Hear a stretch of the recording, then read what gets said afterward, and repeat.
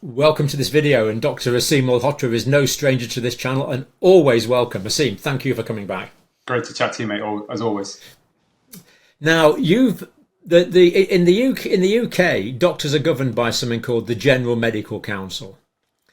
And these guys in the General Medical Council, men and women, have got the power to register and deregister people as doctors. Yeah. So even although you have done all the training, you're highly experienced, you're a consultant cardiologist, they could still cross your name off the list and you wouldn't be a doctor anymore. Is that the way it works? Yeah, essentially. I mean, you'd hope that there are processes in place that are going to be fair, and if someone was to go through a situation where ultimately they lose their medical license, which is what we're talking about, it should be based upon grounds that breach ethical codes of conduct as a doctor. But you have been reported to the General Medical Council by other doctors, members of the public. Yeah. Not members. Interestingly, not members of the public, as far as I'm aware. It's only come from doctors, and mainly anonymous doctors. And the complaints, I only learned recently because it's an interesting story. But the complaints against me started in 2021, just after I'd come out on GB News and basically said that, we should not be mandating the COVID vaccine for healthcare workers. Mm-hmm. And there's a possible link at that stage. I felt there was a link between the COVID vaccines and heart attacks and cardiac arrests, etc. So that's when the complaint started. Interestingly, John, the GMC, and I didn't realize this until much later on, had basically said they felt there were no grounds. And although they put a public statement out, probably about a year and a bit later. In fact, after I'd gone on the BBC and so-called hijacked the BBC on a discussion on statins to say that I thought that there was a link between the COVID vaccines and the excess deaths. I saw that. I felt you gave objective information personally, but there you go. Of course. I mean, I feel that too. You weren't lying. You were reporting things. No, completely. But it's interesting when you look at the allegations that are being put, and I read them, and it's pretty extraordinary because a lot of it, they're just making stuff up. Now, I don't think they would deliberately make stuff up. There's something going on psychologically here where they've said things I've said that I said I'm a COVID denier, never said that, because of who I'm associated with. I'm fueling conspiracy theories. I've actually been very explicit, John, that I don't think there's any conspiracy. These are structural failures. So there's some stuff in there which doesn't make any sense. And you'd think that intelligent doctors would at least be accurate with their allegations, but they're not. Yeah. The GMC obviously don't know, until they look into it, they don't exactly know what's going on. But they decided originally, they felt that I was, they said they didn't agree. They put a statement out saying they didn't agree with me. This is in 2023, if I remember correctly, with my views. But they felt that I had the right to hold those views. And I had not done anything that was, they felt was harming patients or whatever else. They said, especially because, it's now been 2 years since the vaccine rollout, etc. But what's interesting, John, where I find a bit of a discrepancy is the GMC have separately since then, when other people have written to them saying there's a problem with the vaccine, and one in particular, Dean Patterson, cardiologist you may know from Guernsey, who's on our side, they've said they don't get involved in scientific disputes. So on one side, they're saying that we don't agree with Asim, which means clearly they've taken a stance on the COVID vaccine, certainly historically. And if they've taken that stance, on what information, right? But on the other side, they're now saying we don't get involved in scientific disputes. So the allegations against me, essentially, that which I've had to defend, and this has been going on now for a while, is that I am fueling conspiracy theories, or I'm promoting conspiracy theories, which is clearly nonsense, that. And the second one is that I am, as a result of that, I am bringing the medical profession into disrepute, which is an interesting one because for me, if you're calling out the profession for doing something wrong, right, that should not take precedent over a patient safety issue. And I'm not saying the profession are deliberately harming patients, not at all. I talk about the fact that we've got a pandemic of misinformed doctors based upon, all of the commercial drivers of healthcare information.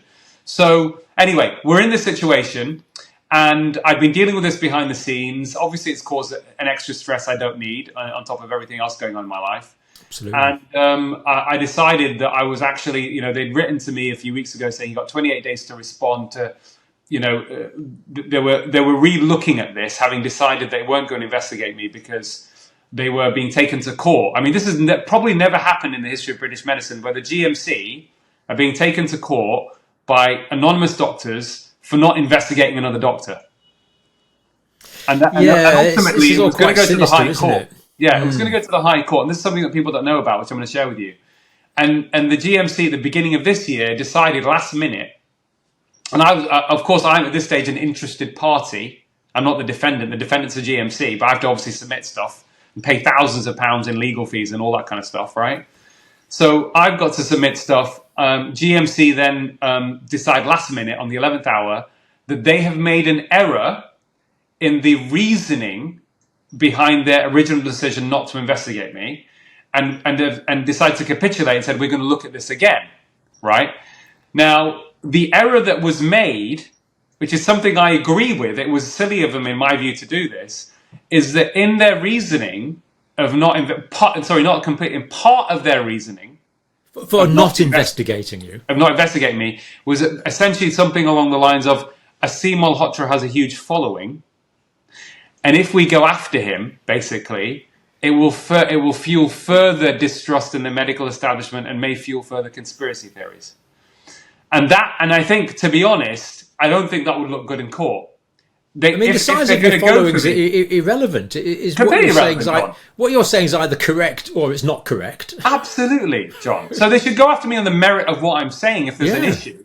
Yeah. Right? So anyway, so that's why it's been re-looked at. They've been sitting on it for 9 months. I'm in America promoting First Do No Farm. I get this email saying, Dr. Malhotra, you've now got 28 days to respond to, the assistant registrar who has decided to look at it again. Not that I'm being investigated, but will now make a decision after you submit your version, anything that's happened or changed since 2021. So, of course, a lot has changed, blah, blah, blah. All the evidence has accumulated. More doctors are supporting it. We've got the Hope Accord. We've got thousands of doctors and scientists around the world supporting my stance.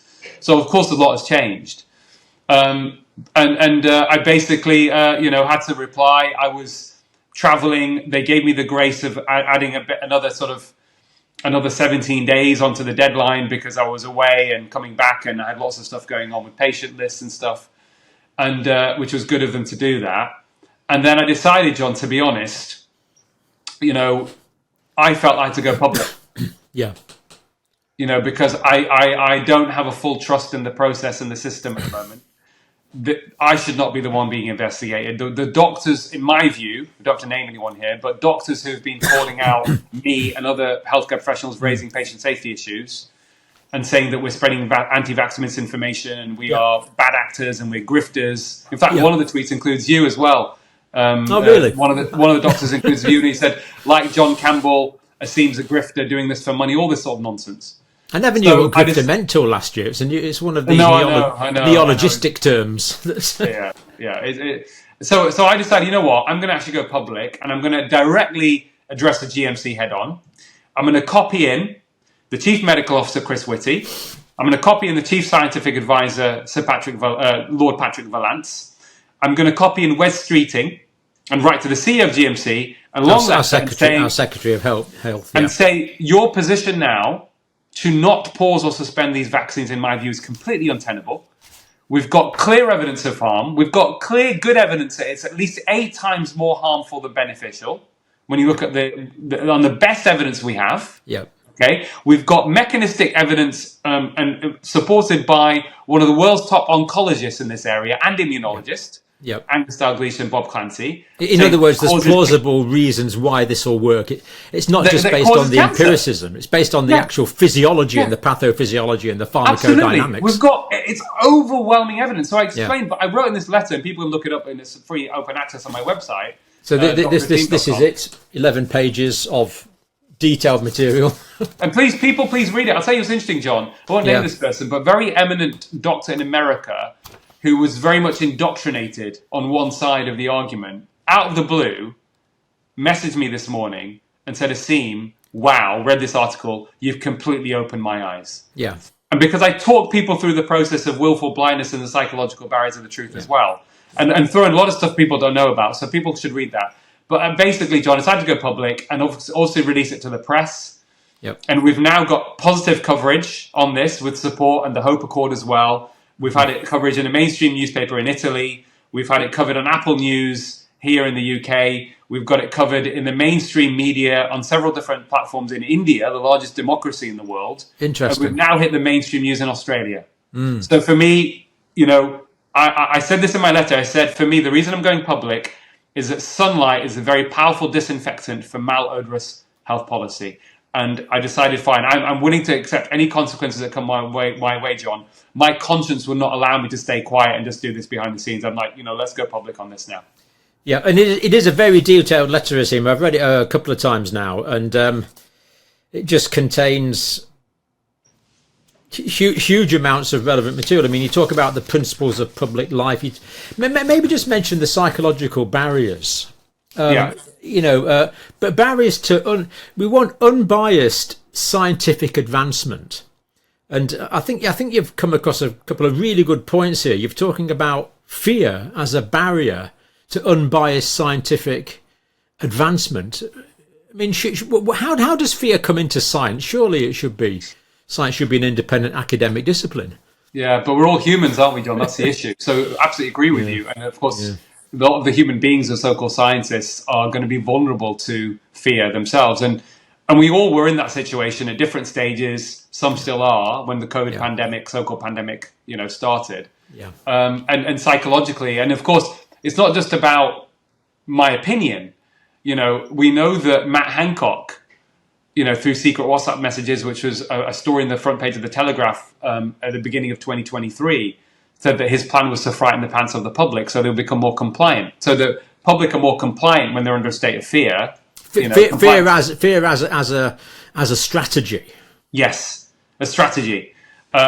Exaggerate the risk of COVID. In fact, this is a recent report from the HHS, Human Health Services report in America, saying that actually the establishment deliberately exaggerated the risk of COVID so that lockdowns would be more adhered to, and also potentially to get people vaccinated. So this is not scientific. This is not science, John. It's not ethical. It's wrong. Yeah. In my view, it's blatantly wrong. That's all coming out now. Yeah. And of course, when you're in that state of fear, even the best scientists and the best intellectuals, and people may be surprised by this. I said this has nothing to do with intelligence, really.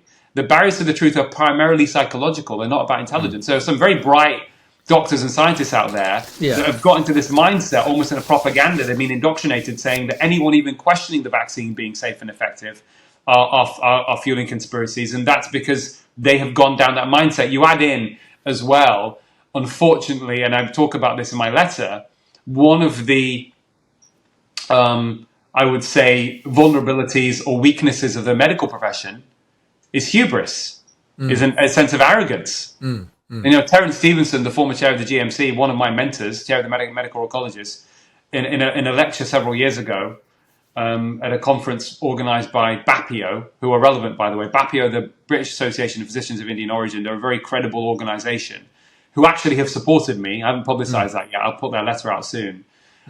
He said we need more humility and less hubris in the profession. Yeah. Right. So there are so many areas here, but and then of course the other the psychological barrier is willful blindness. Willful blindness, yeah. But as well as that, I feel that a lot of people have made one particular position for so long, and they're so invested in that, it's almost psychologically impossible for them to now reverse their position. So they're in a hole and they're just keeping on digging. Do you know what? There's a quote from Sigmund Freud. And he says basically the clearest indication of sanity is the ability to change your mind. Yeah. What's the opposite of that? Delusion, which is defined as a fixed, firm, false belief that is held despite evidence to the contrary. Exactly. What we need to do is we need to create almost a culture, John, where people aren't afraid to admit that things have changed or they've got things wrong or and they can change their mind. I don't know what we've created this. Maybe it's this cancel culture thing where people feel that they can't change their mind. They can't, so many opinions you can't express. You can't advance science. Science advances because we realise our certain specific beliefs we had, have Well, you reached and I limitations. New information comes along, yeah. You and I changed our opinion based on new information. Absolutely. And it's not easy, and we both get quite intense criticism for previous opinions that we held. Yeah, but, we worked on new the information that became that available new information that became available that we felt was credible. Yeah, because there are people out there, and listen, I've publicly said that with everything that went on, I said those people that refuse to be vaccinated, they are heroes and they are on the right side of history, and I believe they are. Yeah, but a lot of people decided not to get vaccinated for several different reasons. There were some people who generally, were bought into certain theories that were very fanciful, like microchips in the vaccine, etc., etc. They're trying to kill us. Okay. Yeah. There are certain people that understood the risk of COVID was low for them and thought, well, I don't really need a vaccine, which is new, and that was fair. And I would have been one of those people if I wasn't a doctor treating patients and wasn't coerced to some degree by my father. Okay, we've talked about that before. Who was acting on the best possible interest for his son, based on the information he had. Absolutely. And then you've got some people, which is actually that, if you look at the overall average socioeconomic status of people that didn't get vaccinated, it was lower than the people that did, And those are the people that have least trust in authority because they're the most marginalized parts of society. So they had their reasons. We just don't trust authority. So people had different reasons. And some people, of course, were people, and this is where I think my mind has been opened way more than it had been before. There are people, and there was a group of people, that genuinely feel they have been injured or have family members that were injured from traditional vaccines. Yeah. Oh, yes. Yes. And they, of course, automatically were like, no way. And that yes. They were so you've got all these different groups of people for different reasons didn't want to take the vaccine. But I think very few people really truly knew, and certainly now didn't know then what we know now. Things keep changing and evolving. So, we just got to have a bit more compassion and understanding for each other. And the other interesting thing, John, as well, and this is where things get so on an ideological or political basis, a lot of people saw it as a moral good to take the vaccine to protect others. Correct. And felt the people that weren't taking the vaccine were immoral because they were being selfish. Now, interestingly, from an ideological point of view, there is a bit of a separation there. That there are people that feel we should put individuals before society, and there are other people that feel society becomes more before individuals. So there was also that was one of the other ways of defining who was more likely to take the vaccine and who wasn't. And interestingly, and this is an interesting one for me because I come from my I try not to be political in the sense that I don't belong to any political party. My dad was a proper card-carrying Labour supporter, National Doctor of the Year of the Labour Party, etc. And I definitely had more of an affiliation with that side. But it's interesting is the people who've been the most outspoken by far, who've actually created a voice and a medium that's been amplified on this issue, have been people on the traditional right who put individual responsibility and autonomy ahead of community. Now, I don't agree with that, by the way. I think you can have both. Yeah. Okay. But they were the people, interestingly, are the ones that were more likely to say, no, I'm not going to have this. What the hell's going on? I'm not taking this authoritarian approach. And therefore, the strongest voices that have proven to be on the right side of history on this particular issue, for sure, have been the ones that have come from the right. Does that make sense? Very much so. I mean, I remember we did the conference on Euston Road a couple of years back now, and people asked me at the time, why did I get it wrong initially, basically? Why did I think the risk-benefit analysis was different? And I said at the time, I don't think we could have known. Now, looking back and talking to the experts that I've talked to, some of the really bright people who are really in the field did know. But the information that was available to the general public, and I would include you and me in that, the information that we had wasn't sufficient to allow us to make objective decisions. And that is largely because that information was filtered through compromised sources of news, whether that's in the medical publishing establishment, whether that's in the mainstream media. And I think a lot of us are now in the position where we've really gone on to an antithesis position. Rather than trusting everything, we probably now trust nothing. And maybe I need to trust more than I do. I'm not really sure, but we've gone in the other direction. But you bring this out really quite nicely, talking about the Nolan principle. So public life, the public servant should be selfless, have integrity, objectivity, accountability, openness, honesty, and leadership. And we see these are deficient. And I think what this letter is doing, Asim, correct me if I'm wrong, I think you're realising the deficiency and somewhat bypassing that and going straight to the public and scientific debate with this. Having said this, any intelligent lay reader can read this in an hour or so and assimilate it. It's not written in scientific gobbledygook. It's all perfectly intelligible. But was that part of your thinking? It was, John. You've become distrustful. The core issue to sort out, we cannot solve the problems in society today, the lack of trust in the establishment, decreasing trust in medicine, who do you believe, who do you not believe, until the people who are in these positions of leadership and authority are properly adhering to the 7 Nolan principles of public life. Which are on the government website. That's what we expect of them, John. They're on the government website. That's where I got them from. They're published by the British government. Well, and it's interesting, the way I came across it, listen, I have always tried to behave and act in a way, and almost in an obsessive way, with ethics and medical ethics, because I think they are the cornerstone of what makes the medical profession such a privilege to be to be part of and to work in, so we genuinely help people to lead the best possible lives they can lead, right? You need to have, and that's something ingrained in us. You know that, I'm sure you learned that in nursing school. I went to medical school, right? This is so important. It's such a core of who we are. Yeah. And as soon as one moves away from that, things will then start to get very murky. And I think that's gradually happened because of this so-called corporatization of the profession.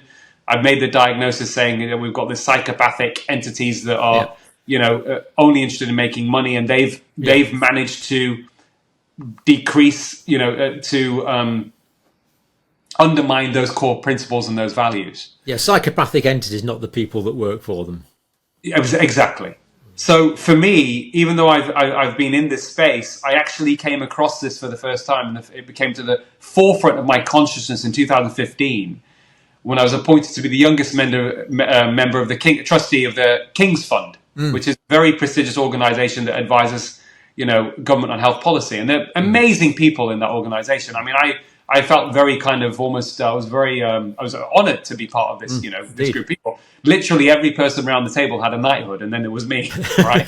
And I'd done some great work in the NHS. Yeah. And I remember I was given a piece of paper to sign as a trustee, and it was about the 7 Nolan principles. I said, this is wonderful.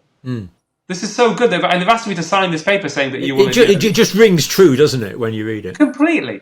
And since then, I've utilised it. I've written it about it in articles and said that this is the problem, that we have to go back to that. And that's why I'm asking, I'm saying to the CEO of the General Medical Council, to Patrick Vallance, to Chris Whitty, to Wes Streeting, they're all everybody who has a role in public life. That means teachers, doctors, police force, nurses, they have to adhere to these principles. I tell you, most people, if you ask them, they wouldn't know. I memorized it, so I can literally just churn them off. Well, I checked. There's still government policy. It's on the government website. I just checked about an hour ago. Yeah. So it's like, well, and also one of those principles, John, that's why I went open with a letter, is that leadership is you have to hold others to account who are not adhering to those principles, or you don't feel they're adhering to those principles. And I've said that. I feel that the system is not adhering to those principles. On the surface, I think some of the behaviour of the people I've sent this letter to, although I think they're well-meaning, well-intentioned, on the surface it appears they're not adhering to them. So please, get your act together. Your position on the vaccine is untenable now. We've got overwhelming evidence. We've got thousands of doctors. You need to stop this, because it's not an issue that has gone away, John. The problem that I've got, and which concerns me, even as someone who is vaccine injured myself, is that we've got a lot of asymptomatic people in the population who I feel are at risk of heart attack, stroke, and cancer. And until we get that addressed full on, more people are going to be harmed from a vaccine they took 3 years ago. You've disclosed this in the public domain, Asim, but you've actually had a test personally, which indicates that you've got an increased risk of cancer in the future. That must be... I mean, most of us haven't done the sophisticated testing required, but... listen, it's worrying, John, and I'm trying to do everything to mitigate that risk with all the resources that I have, but there's uncertainty there. And I feel I'm a patient, and therefore a patient that knows, a member of the public. I want answers. So I'm not just writing that letter as a doctor. I'm writing that letter as a member of the public and a patient that's been harmed by the vaccine. And that comes through quite strongly in the paper, actually. Yeah. No. The truth is not always pleasant, but I would prefer to live in the real world than in the Matrix world. Absolutely. Well, a life lived in darkness has no meaning, John. But in this particular instance, as healthcare professionals, we need to address it because it's not going away. They're burying their heads in the sand, unfortunately. And in fact, it's not just not going away. I feel the longer they carry on in this fashion, it's going to have a negative effect on society in terms of health. But the distrust is going to increase. Distrust, yeah. I mean, you and I have dedicated our lives since before, but certainly since we were 18. When we started our trainings, we want to reduce human pain, suffering, and death, and it's not always pleasant, but it's real. And if there is more human pain, suffering, and death coming along, the more I can prepare for that, the more treatment strategies the more treatment strategies we can research. Absolutely, new treatment options for cancer that were being discussed. Let's pre-warned is pre-armed, and at the moment we're simply not being pre-warned. It's or let us be reassured that there's no issue at all. But in your particular case, you've been diagnosed that officially tested that there is, which is And I think one of the things to mention, John, as well, which is Sabine Hazan is a gastroenterologist, very eminent gastroenterologist in America, probably one of the most prolific researchers on the gut microbiome in the world. Yeah. And what she found, this is very interesting, this is how I got diagnosed, because I was getting debilitating chest pains and reflux symptoms and that kind of stuff on and off. And I wasn't sure what was going on. I had a flare-up of my, I've got psoriasis. I'd effectively cured it years ago. That flared up and it's been persistent. I follow my own advice, John. I'm obsessive about my lifestyle, so everything else is great. So what's going on here? Why is this happening? You've advised me. Thank you very much. I appreciate it. Yeah, you're looking a bit slimmer already. Yeah. A little bit. It's a process, it seems. No, of course, it takes time. But of course, stress can play a role, and I have no doubt that it has done with me. Massive. But she basically did a microbiome test on me with her advanced testing. She called me up and said, "Asim, I'm sorry, but you've got the signature of someone who's been severely vaccine injured. You have got 0 bifidobacteria." And what she showed, which is again to some degree explains my symptoms happening a bit later on. Is that the 2 to 3 years after having the vaccine, she showed pre and post, people post-COVID, but long COVID, but also worse with the vaccine, was that their bifido gradually reduced to 0 over 3 years. Now, so your immune system is beating up on the bifida in your own gut. It's your own immune system that's beating up on it. Yeah. At the time, and this is a mistake I think we both made, at the time, we were well aware. It's great. I mean, I taught it for 30 years. I taught vaccination and anaphylaxis, and we think about the adverse effects of vaccine being instant or within a few days or a few weeks.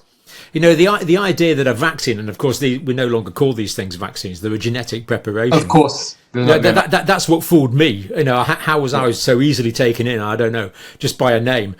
But the idea that there could be an effect years later really wasn't on my pathophysiological radar. No, not at all. In fact, that's a really good point. So one of the other reasons as well, I had a skepticism about the efficacy of the vaccine because I know from flu shots are not, they're next to useless as far as not as efficacious as we would like, I think we could say. Yes, I think that's a polite way of saying it. Yeah. But I wasn't in on my radar, the forefront of my consciousness at all, that there could be an injury, that there was a serious harm. I've never treated anyone with vaccine injury. I'm not aware of it. So and of course, I didn't have that concept. John, to be honest, there's been a very effective propaganda machine for sure preceding this around making sure any questioning of vaccines, you are a pariah, you're mad, you're crazy, whatever else. And I think now we're realizing there probably is some issue with the other traditional vaccines. I'm not saying it's a necessarily a big issue, but there is going to be some issue. We need to identify it. Well, we need specific research and specific data on the risk data safety profile of all the individual vaccines. It's not a matter of saying vaccines are vaccines. Of course they're not. All vaccines are not the same, clearly. There's loads of different vaccines. I mean, we were always very fastidious about vaccinating all our students against hepatitis B, for example. Yeah. And as far as I know, that's, if you see someone with hepatitis B, as you and me have, it's not nice. No, not at all. Not nice at all. So you've mentioned quality of evidence and lack of transparency of information. How does that apply, Asim? It applies because there's been a blind trust in essentially information coming from the drug industry to the extent where, I write in my letter that when I was campaigning to overturn the vaccine mandates for healthcare workers, I had a conversation with the chair of the BMA at the time, Chan Nagpal, on the phone, because he was having meetings with Sajid Javid. I knew Matt Hancock, but I didn't have direct access to Sajid Javid. So I was trying to get to him. Who was the Secretary of State for Health or the vaccines for a period of time, yeah. And when he listened to me, we had a conversation about 2 hours. He seems to be a good bloke, actually, Sajid Javid. And I mean, I've never, well, actually, I'll tell you an interesting. I think he was ill-advised, but yeah, he was ill-advised. Yeah, I think he was. And basically, the chair of the BMA said to me, "Asim, no one appears to have none of my colleagues appear to have critically appraised the evidence as well as you have. Most of them getting their information from the BBC, and the BBC were just basically churning out the press release of Pfizer." So, and Rochelle Walensky, the chair of the CDC in America, said the same thing about CNN news reports. So that was why I said that there's a misplaced trust in, what's coming from the drug companies, which is then going through the mainstream media, that then suddenly becomes a gospel truth. What did Winston Churchill say? He said, a lie can travel halfway around the world before the truth has got a chance to put its boots on. Yeah, absolutely. So these psychopathic entities exploit that with their PR machinery. Yeah. And suddenly everyone forms their opinion.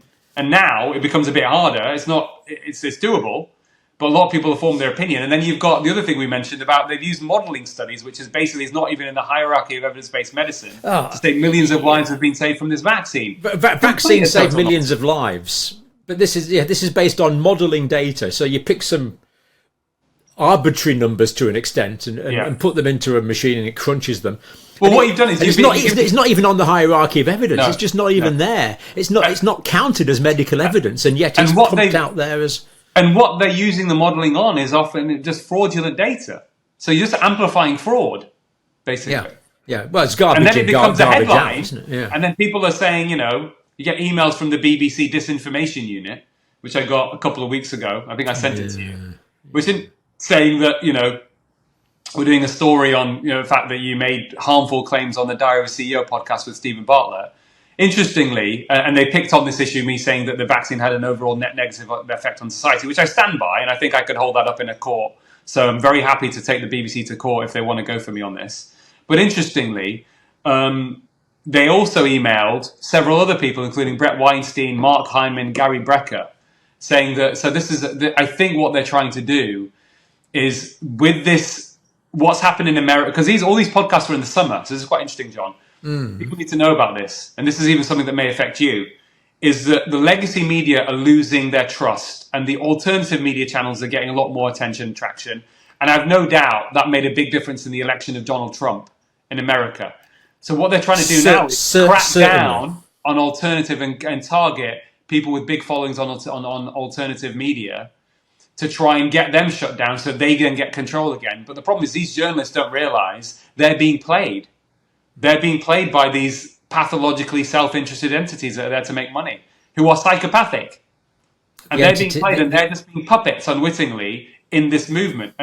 But the best way to address this is to talk about it and let people know what's going on, and then it won't happen. But there again, a lot of people in traditional employment are quite comfortable, maybe on good salaries, good levels of prestige, and then someone comes along and invents the spinning jenny or the printing press or the internet, and everything changes.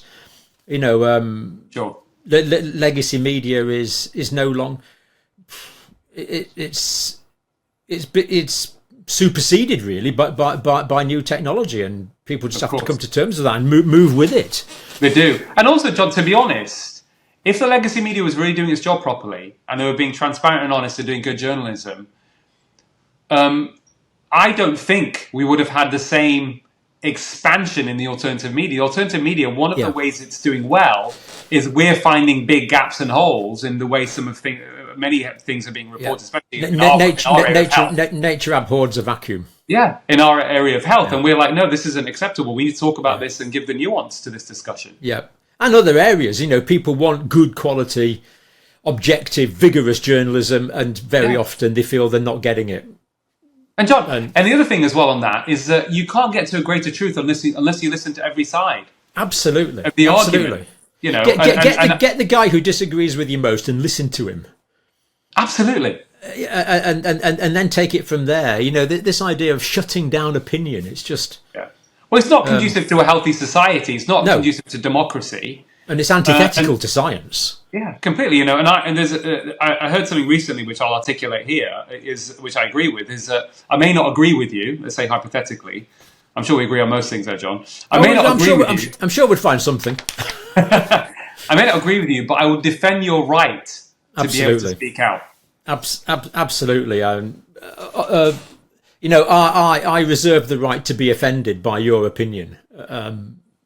You know, we have to be. Yeah, the shutting down of free speech is a separate issue. And also, what that does, it creates more divisions, echo chambers. Of course, and it's not good for a healthy society, and you get more conflict and more division with distrust. It then breeds other problems, more mental health issues. It can breed, you know, in the extreme cases, it can breed violence. Oh, and it can, yeah. It's a cyber balkanization. Yeah. In fact, I've just made that turn up. Cyber balkanization. I quite like that, but it does kind of describe what we're getting, unfortunately. Robert Kennedy Jr., my friend, he said, you know, people say, well, hold on, what about these people who are making very outrageous comments, right? He said the solution to bad speech is more speech, better speech, not to shut it down. Absolutely. And how do you know, and we've been in this position ourselves, that what we are saying at this moment in time might be proven to be wrong? So we have to also have the humility to say, listen, this is my opinion right now, but let's hear what you've got to say. And let's both at the end of our conversation be wiser because of it. Absolutely, yeah. So it's okay. It's just telling me that your memory's running a bit low on your device. Right. I think we're nearly done though. So you've talked about do download this. It's in the public domain, Asim, isn't it? People can download this. Yeah, drasasim.com. Yeah, just go to my website. There's no paywall or anything. It's all open access. It's free. We'll put that link, of course. Yeah. So you talk about the institutional corruption. And then I just want to mention, probably lastly, personal defamation for speaking up. The way this has adversely affected you. I mean, you partly mentioned that, but you've spoken out at great personal cost. You haven't made anything out of this. Yeah, I've lost money, to be honest. I mean, you know, what's interesting is recently, and a job. Yeah, I lost my job in the NHS because I spoke out about statins, and there was a hatchet job in the Mail on Sunday. Yeah. Which recently, a libel case was won by two of the people who were named. I decided, my mum had died. I decided I want to carry on my campaigning, ignore it. But they won the libel case. Good on them. Zoe Harcombe and Malcolm Kendrick. And because of that, I wasn't able to get back in the NHS. And that was weaponized against me when I started speaking about the vaccine issue. That was one of the reasons it was utilized, saying, look at this guy. You know, we shouldn't trust him. He's been chucked out of the NHS. It's a lot to deal with, John. But for me, you know, it's part and parcel of what happens when you speak out. And, you know, far greater people before me have taken much greater risks and suffered because of it. People have gone to prison. Mandela spent 27 years in prison for his beliefs in, you know, and standing up for what is right. And people have been assassinated. So, yeah, it's tough, but it is what it is, you know. And for me, there's also a huge movement of people in support. People like you, the Joe Rogans of this world, the Tucker Carlson, the platforms I've been getting there for this message. So, you know, it's not been all doom and gloom. But yeah, it's been hard on a personal level because on a personal level, you know, I live alone. All my family have passed away. And I'm very resilient and very self-sufficient. But there are times where you think, God, you know, the people, the closest people to me that I love are not here anymore. So I don't have any kind of emotional support. So I have to just, you know, reach into, dig down into spirituality, and that helps me. Yep. Well, I give you all the support I possibly can now. Well, you've been amazing, mate. Listen, it's a team effort. Prayer, whatever is, you know, we I think what you're doing is quite amazing.